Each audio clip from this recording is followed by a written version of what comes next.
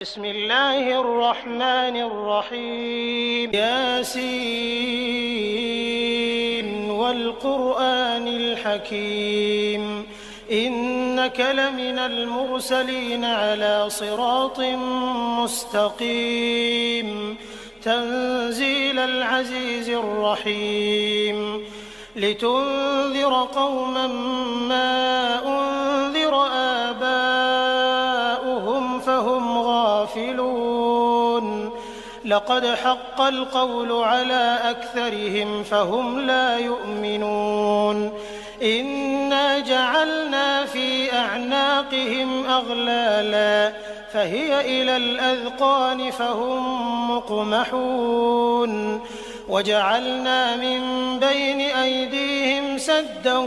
ومن خلفهم سدا فأغشيناهم فهم لا يبصرون وسواء عليهم أأنذرتهم أم لم تنذرهم لا يؤمنون إنما تنذر من اتبع الذكر وخشي الرحمن بالغيب فبشره بمغفرة وأجر كريم إنا نحن نحيي الموتى ونكتب ما قدموا وآثارهم وكل شيء أحصيناه في إمام مبين واضرب لهم مثلا أصحاب القرية إذ جاءها المرسلون إذ أرسلنا إليهم 2 فكذبوهما فعززنا بثالث فقالوا إنا إليكم مرسلون قالوا ما أنتم إلا بشر مثلنا وما أنزل الرحمن من شيء إن أنتم إلا تكذبون قالوا ربنا يعلم إنا إليكم لمرسلون وما علينا إلا البلاغ المبين قالوا إنا تطيرنا بكم لئن لم تنتهوا لنرجمنكم وليمسنكم منا عذاب أليم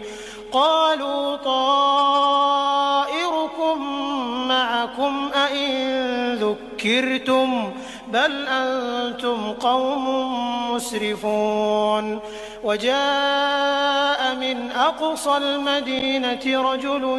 يسعى قال يا قوم اتبعوا المرسلين اتبعوا من لا يسألكم أجرا وهم مهتدون وما لي لا أعبد الذي فطرني وإليه ترجعون أأتخذ من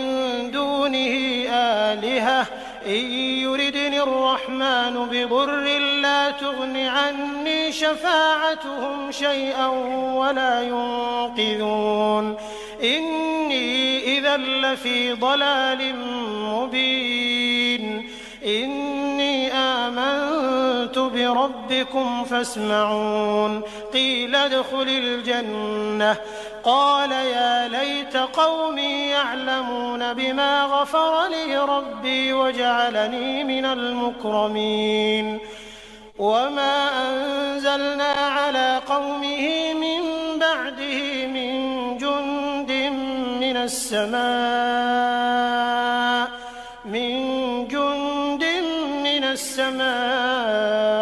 وما كنا منزلين إن كانت إلا صيحة واحدة فإذا هم خامدون يا حسرة على العباد ما يأتيهم من رسول إلا كانوا به يستهزئون ألم يروا كم أهلكنا قبلهم من القرون أنهم إليهم لا يرجعون وإن كل لما جميع لدينا محضرون وآية لهم الأرض الميتة أحييناها أحييناها وأخرجنا منها حبا فمنه يأكلون وجعلنا فيها جنات من نخيل وأعناب وفجرنا فيها من العيون ليأكلوا من ثمره وما عملته أيديهم أفلا يشكرون سبحان الذي خلق الأزواج كلها مما تنبت الأرض ومن أنفسهم ومما لا يعلمون وآية لهم الليل نسلخ منه النهار فإذا هم مظلمون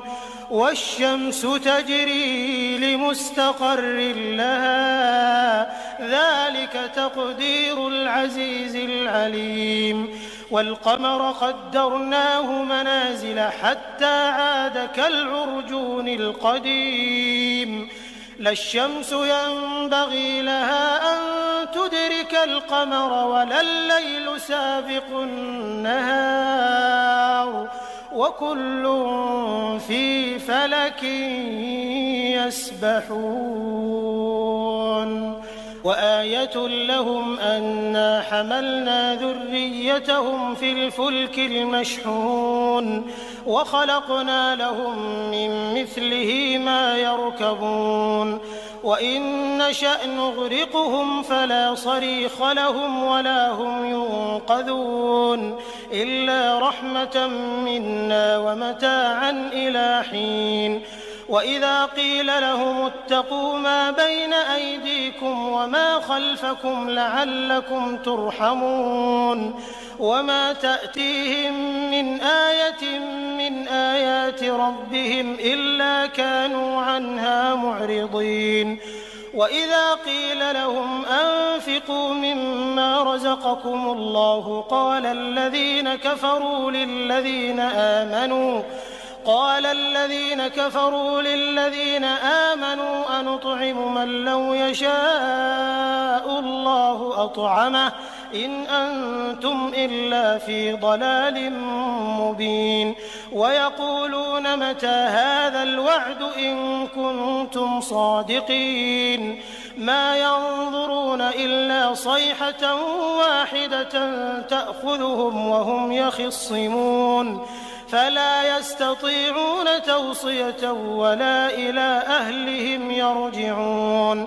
ونفخ في الصور فإذا هم من الأجداث إلى ربهم ينسلون قالوا يا ويلنا من بعثنا من مرقدنا هذا ما وعد الرحمن وصدق المرسلون إن كانت إلا صيحة واحدة فإذا هم جميع لدينا محضرون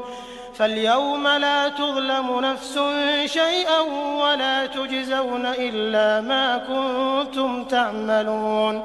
إن أصحاب الجنة اليوم في شغل فاكهون هم وأزواجهم في ظلال على الأرائك متكئون لهم فيها فاكهة ولهم ما يدعون سلام قولا من رب رحيم وامتازوا اليوم أيها المجرمون ألم أعهد إليكم يا بني آدم ألا تعبدوا الشيطان إنه لكم عدو مبين وأن اعبدوني هذا صراط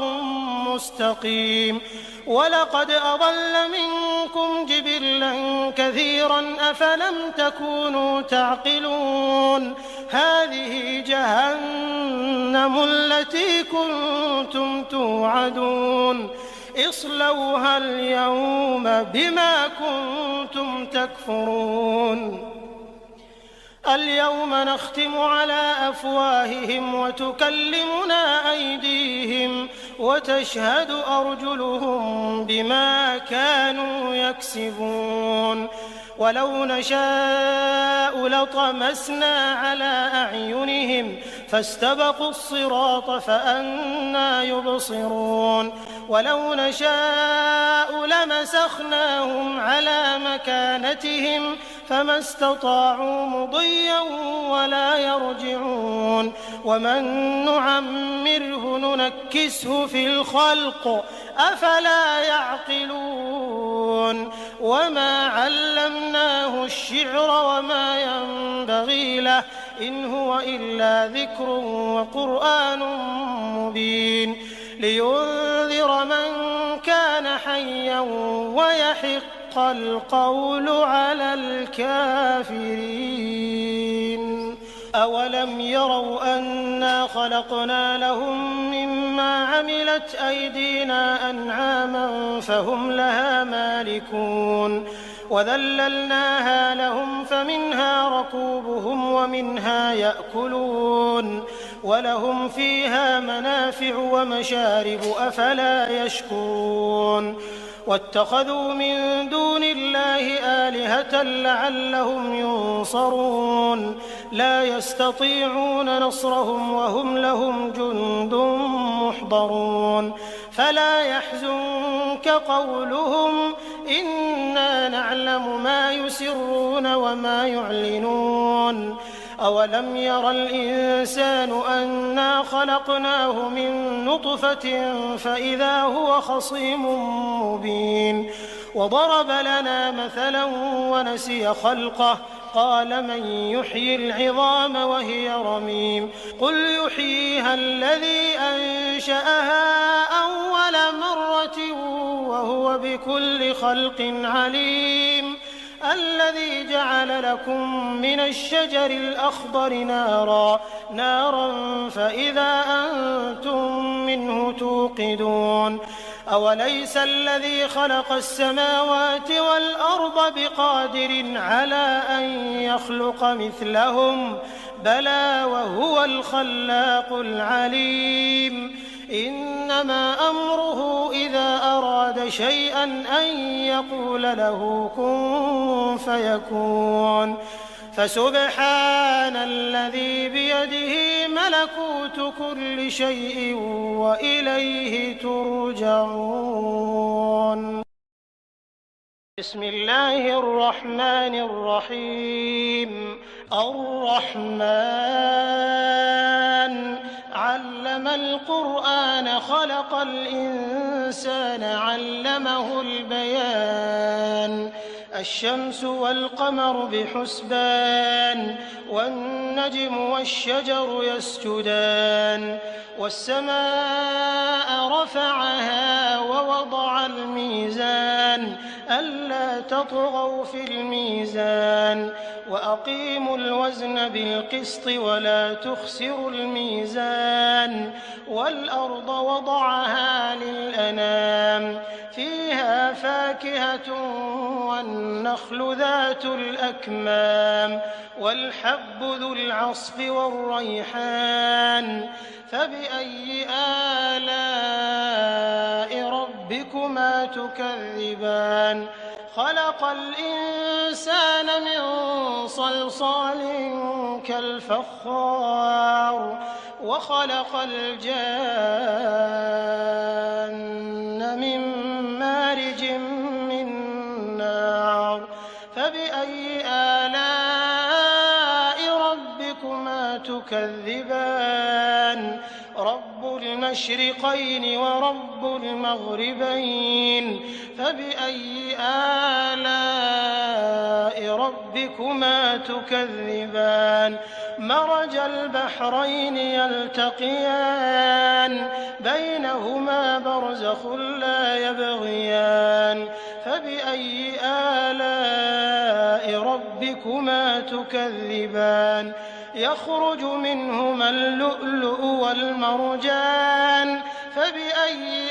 آلاء ربكما تكذبان وله الجوار المنشآت في البحر كالأعلام فبأي آلاء ربكما تكذبان كل من عليها فان ويبقى وجه ربك ذو الجلال والإكرام فبأي آلاء ربكما تكذبان يسأله من في السماوات والأرض كل يوم هو في شأن فبأي آلاء ربكما تكذبان سنفرغ لكم أيها الثقلان فبأي آلاء ربكما تكذبان يا معشر الجن والإنس إن استطعتم أن تنفذوا من أقطار السماوات والأرض فانفذوا لا تنفذون إلا بسلطان فبأي آلاء ربكما تكذبان يرسل عليكما شواظ من نار ونحاس فلا تنتصران فبأي آلاء ربكما تكذبان فإذا انشقت السماء فكانت وردة كالدهان فبأي آلاء ربكما تكذبان فيومئذ لا يسأل عن ذنبه إنس ولا جان فبأي آلاء ربكما تكذبان يعرف المجرمون بسيماهم فيؤخذ بالنواصي والأقدام فبأي آلاء ربكما تكذبان هذه جهنم التي يكذب بها المجرمون يطوفون بينها وبين حميم آن فبأي آلاء ربكما تكذبان ولمن خاف مقام ربه جنتان فبأي آلاء ربكما تكذبان ذواتا أفنان فبأي آلاء ربكما تكذبان فيهما عينان تجريان فبأي آلاء ربكما تكذبان فيهما من كل فاكهة زوجان فبأي آلاء ربكما تكذبان متكئين على فرش بطائنها من استبرق وجنى الجنتين دان فبأي آلاء ربكما تكذبان فيهن قاصرات الطرف لم يطمثهن إنس قبلهم ولا جان فبأي آلاء ربكما تكذبان كأنهن الياقوت والمرجان فبأي آلاء ربكما تكذبان هل جزاء الإحسان إلا الإحسان فبأي آلاء ربكما تكذبان ومن دونهما جنتان فبأي آلاء ربكما تكذبان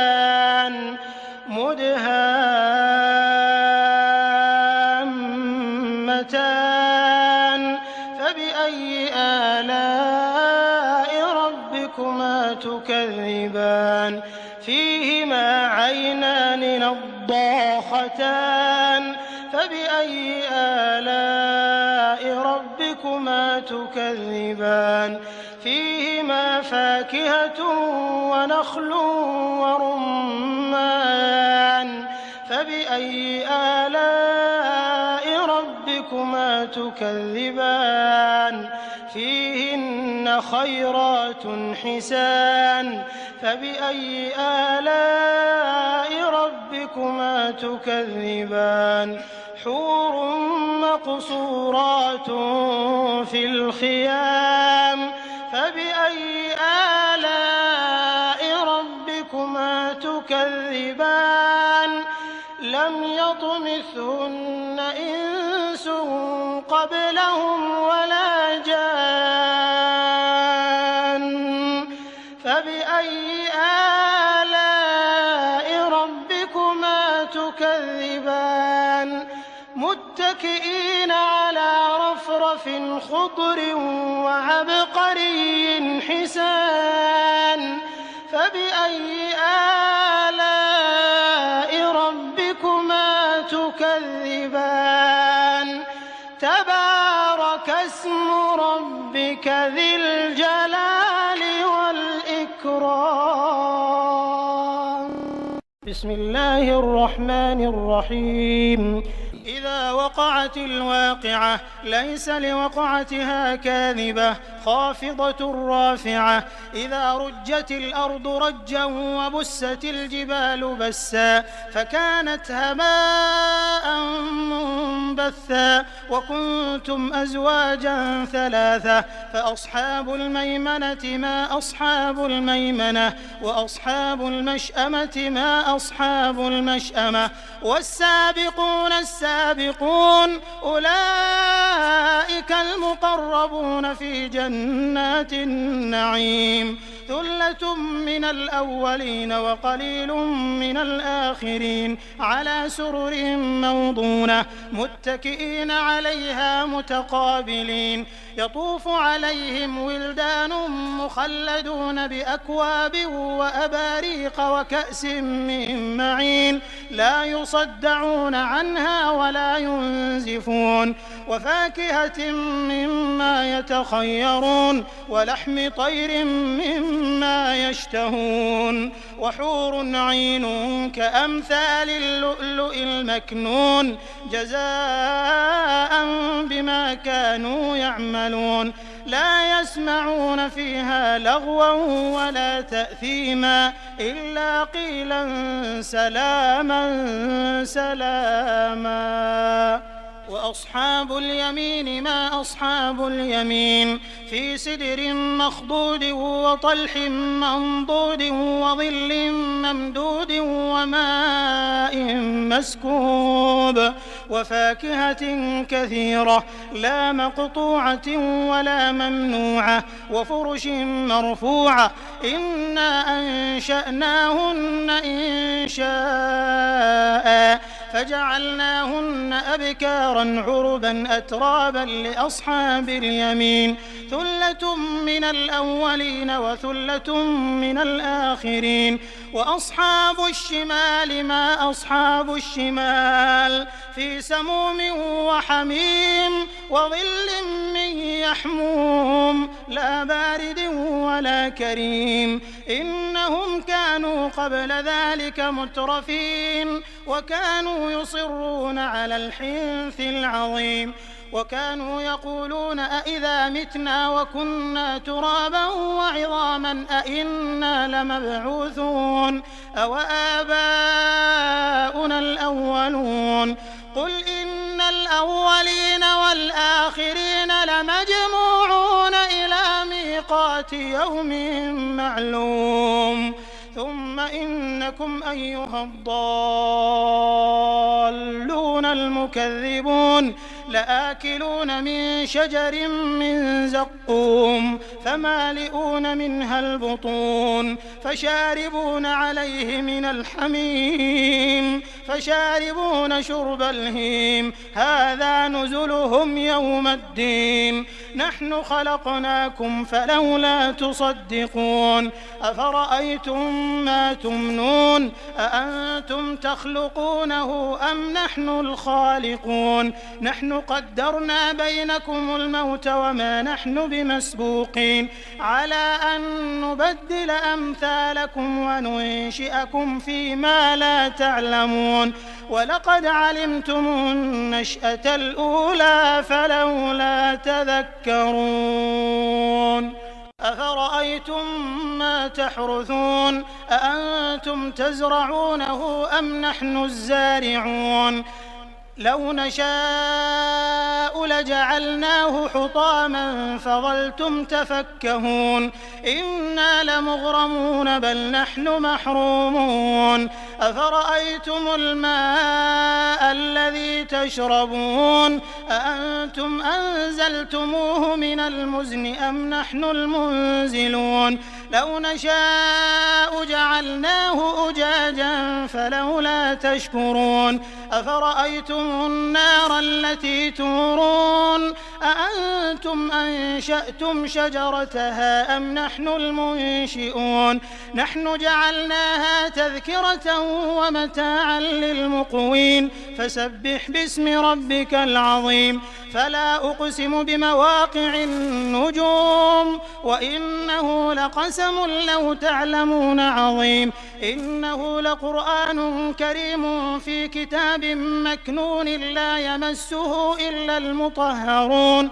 تنزيل من رب العالمين أفبهذا الحديث أنتم مدهنون وتجعلون رزقكم أنكم تكذبون فلولا إذا بلغت الحلقوم وأنتم حينئذ تنظرون ونحن أقرب إليه منكم ولكن لا تبصرون فلولا إن كنتم غير مدينين ترجعونها إن كنتم صادقين فأما إن كان من المقربين فروح وريحان وجنة نعيم وأما إن كان من أصحاب اليمين فسلام لك من أصحاب اليمين وأما إن كان من المكذبين الضالين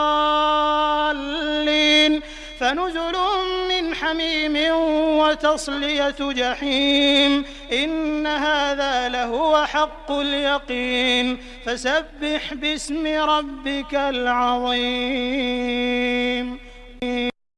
بسم الله الرحمن الرحيم تبارك الذي بيده الملك وهو على كل شيء قدير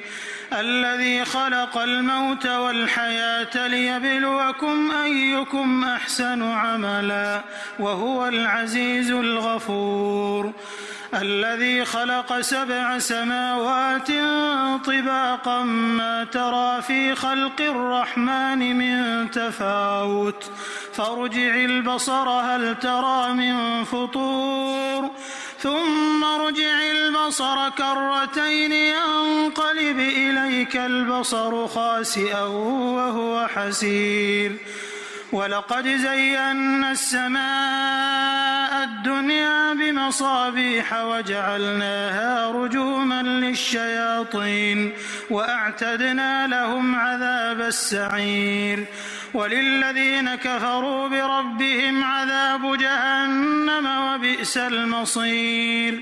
إذا ألقوا فيها سمعوا لها شهيقا وهي تفور تكاد تميز من الغيظ كلما ألقي فيها فوج سألهم خزنتها ألم يأتكم نذير قالوا بلى قد جاءنا نذير فكذبنا وقلنا ما نزل الله من شيء إن أنتم إلا في ضلال كبير وقالوا لو كنا نسمع أو نعقل ما كنا في أصحاب السعير فاعترفوا بذنبهم فسحقا لأصحاب السعير إن الذين يخشون ربهم بالغيب لهم مغفرة وأجر كبير وأسروا قولكم أو اجهروا به إنه عليم بذات الصدور ألا يعلم من خلق وهو اللطيف الخبير هو الذي جعل لكم الأرض ذلولا فامشوا في مناكبها وكلوا من رزقه وإليه النشور أأمنتم من في السماء أن يخسف بكم الأرض فإذا هي تمور أم أمنتم من في السماء أن يرسل عليكم حاصبا فستعلمون كيف نذير ولقد كذب الذين من قبلهم فكيف كان نكير أولم يروا إلى الطير فوقهم صافات ويقبضن ما يمسكهن إلا الرحمن إنه بكل شيء بصير أمن هذا الذي هو جند لكم ينصركم من دون الرحمن إن الكافرون إلا في غرور أمن هذا الذي يرزقكم إن أمسك رزقه بل لجوا في عتو ونفور أفمن يمشي مكبا على وجهه أهدى أمن يمشي سويا على صراط مستقيم قل هو الذي أنشأكم وجعل لكم السمع والأبصار والأفئدة قليلا ما تشكرون قل هو الذي ذرأكم في الأرض وإليه تحشرون ويقولون متى هذا الوعد إن كنتم صادقين قل إنما العلم عند الله وإنما أنا نذير مبين فلما رأوه زلفة سيئت وجوه الذين كفروا وقيل هذا الذي كنتم به تدعون قل أرأيتم إن أهلكني الله ومن معي أو رحمنا فمن يجير الكافرين من عذاب أليم قل هو الرحمن آمنا به وعليه توكلنا فستعلمون من هو في ضلال مبين قل أرأيتم إن أصبح ماؤكم غورا فمن يأتيكم بماء